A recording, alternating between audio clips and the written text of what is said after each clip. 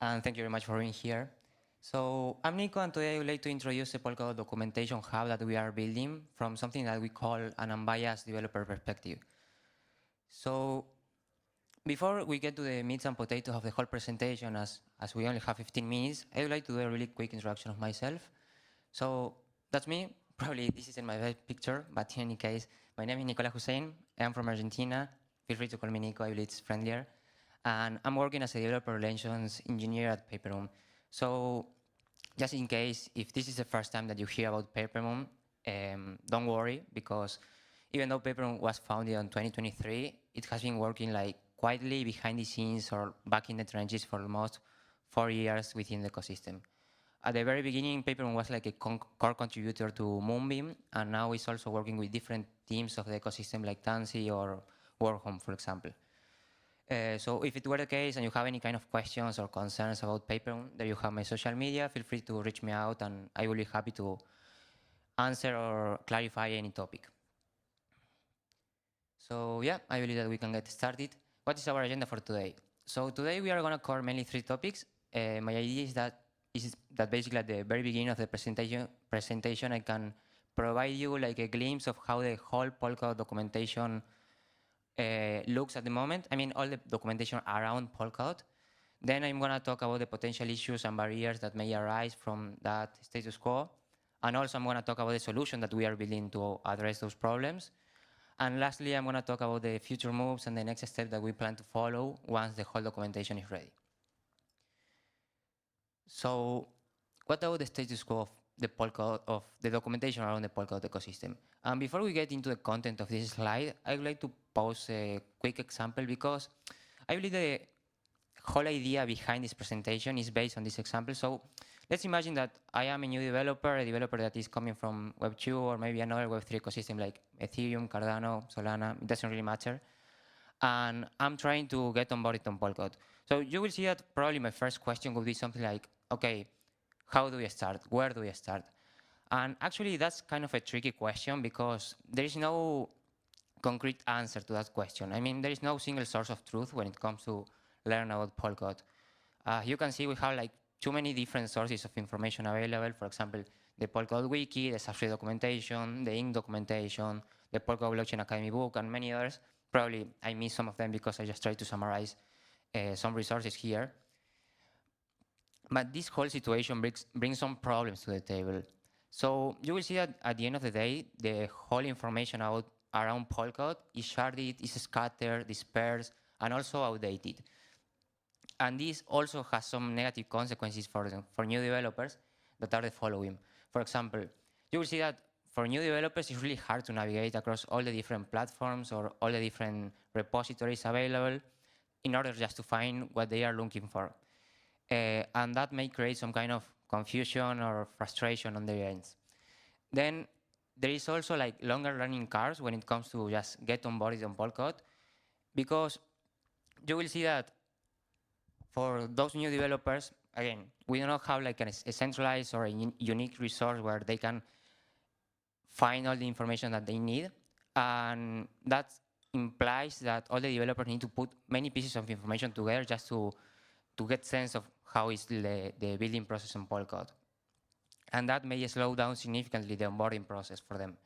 Then there is like information inconsistencies, meaning that basically, as we have like a spread ecosystem, some resources may get updated while others may remain outdated. So this is something that in somehow produces a bunch of inconsistencies or discrepancies between all the available resources. And lastly, we have a duplication of efforts, meaning that, for example, for new developers, you will see that it's likely that they start working on old methods or maybe deprecated methods or old code bases. And that may require, in some point, like reworking or a waste of time and resources. So something that we did just to discover the whole situation around the Polkadot ecosystem is that we gather feedback from different key participants, like world providers, Parachain teams, Polkadot Blockchain Academy members, core developers, and so on. And they all have agreed on the same thing. There are too many friction barriers when building in the ecosystem. And those friction barriers are represented by the following points. So we have a lack of a knowledge sharing platform, meaning that today different ecosystem teams can find a unique and reliable source where they can learn about other ecosystem teams' work. Then there is little to no documentation on the best practices for Polkadot developers. You will see that often different teams are either learning by guessing or by trial and error, which is not the best case scenario for sure. Then there is a lack of proper documentation on the Polkadot SDK releases, meaning that, for example, this situation is like a common pain point for different ecosystem teams that generates a bunch of, like, let's say, engineering overhead when it comes to just stay up to date with the newest releases. And then there is a lack of a proper feedback loop channel. Today, all the feedback that developers can gather is either by GitHub issues or, for example, a Stack Exchange post or maybe the Polkadot forum. And even those resources may work, they can limit the speed of how the whole ecosystem can evolve. So that's something that we need to just keep in mind. So that being said, I believe that maybe this statement is kind of trivial, but you will see that great technology alone is not enough. I mean, our developers really need support to surface through the complexities of the Polkadot ecosystem. And this allows me to propose kind of an equation or a mathematical formula that says that just in order to get developer success and ecosystem growth, we need a combination of different factors. So we need a solid tech, and I do believe that we have that, because Substrate is amazing, all the Rust tooling around Substrate is pretty cool as well. Then we need an engaged community, because you can see it in these kind of events. The community around Substrate and Polkadot is super active. But we are lacking from a great documentation, the documentation that allows developers just to really get on board on Polkadot. And that's basically what we are building. We are building a new Polkadot documentation, and probably you will say here, okay, here we go again. But I believe that that is not the case, because this documentation has a couple of really interesting features that, for example, is going to be built in from an unbiased developer perspective, meaning that it will gather everything that developers really need to just start working on Polkadot or start building on top of Polkadot. Then it's going to be like a hub for the developers and technical teams. It's going to be a result of a combination of different efforts coming from different contributors. And then I'm going to dive into it in the next slide. And also it's going to be as updated and as maintainable as possible, because we see this solution as something, or as a long-term solution for the whole ecosystem. So let's try to break this down. Again, the whole idea of this documentation is that it should incorporate everything that developers really need to start working on Polkadot. So we are covering, for example, different technical how-tos on key features like XCM, asynchronous backing, core time, open governance, and also we are covering different procedures like how to get onboarded on Paseo network, which is something that I believe is going to be pretty useful for the next month. We are covering documentation about different tools around Substrate like Zombie.net, Chopstick, Asset Transfer API, and so on. Then, as I was saying, it's going to be like a hub for developers and technical teams. So we plan to gather best practices, tips, and takeaways coming from core developers, parachain teams, infrastructure teams, services team, just to smooth the path for new developers as much as possible.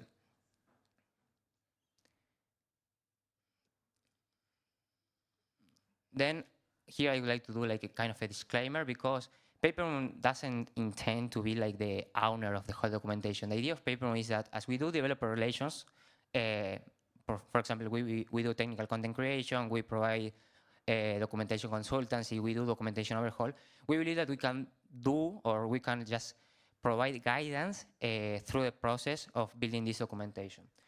So, but actually we are working closely together with, for example, the Web3 Foundation technical educators, with parity members, and with other ecosystem teams, so we can build the whole documentation.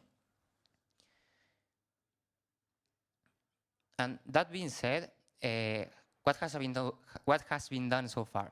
And before we get into that, I would like to just show you this QR code that you can scan it, and you will get redirected to this documentation that I am talking about. And let me do like a huge disclaimer here, because this is work in progress. Probably you will get redirected to a page that has no landing page, that has ugly styles, and those kind of things. But the idea is just to showcase how is the structure of the website and how is like the technical content that we are creating, right? So maybe if you are curious about it and you want to just check it out in real time, there you have the GitHub repository where we are working. Everything is open source, so you can just see the pull request tab and you will see all the progress that we are doing.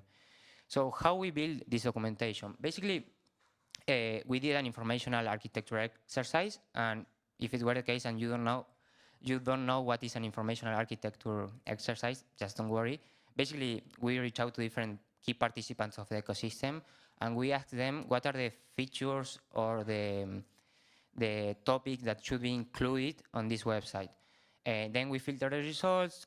We did like a card mapping or like a card sorting activity. But long story short, the whole idea of this exercise was to figure out what is like the bare bones structure of the website, so the website is super easy to navigate and swift to navigate for those developers. And now we are doing content migration and content generation activities, meaning that, for example, we are migrating guides from the Polkadot wiki or migrating tutorials from the Substrate documentation to this hub. And also we are writing new content, for example, as I was saying, the Paseo network documentation. That's something that we wrote literally from scratch. Or the documentation about, for example, Chopstick or Subminet, Asset Transfer API, different procedures on Asset Hub, and so on. So once the whole documentation is ready, our idea is to stick to basically two main workflows. The first one of them is like an active origin mechanism, and the second one is a passive origin mechanism. Meaning that for the first one, our idea is just to inquire different ecosystem participants to see what are the features they want or they need to be documented. And also we will have time enough just to write advanced guides and cover specific topics that, for example, at the moment we are like rushing and there is like too much ground to cover. But in the future, we will have time just to cover, to create more complex tutorials just to showcase more complex use scenarios where you can use, for example, Somninet or Chopstick and any tool of the ecosystem. And lastly, for the passive origin mechanism, it's like we are going to be working in as the other way around. Like we are going to let different ecosystem participants to reach us out and to request the documentation to certain features. And lastly, we also will let the community to submit updates to this hub of documentation because everything is open source. And the idea of the whole hub is that it should be community driven. So yeah, I think that's it. Thank you very much, guys.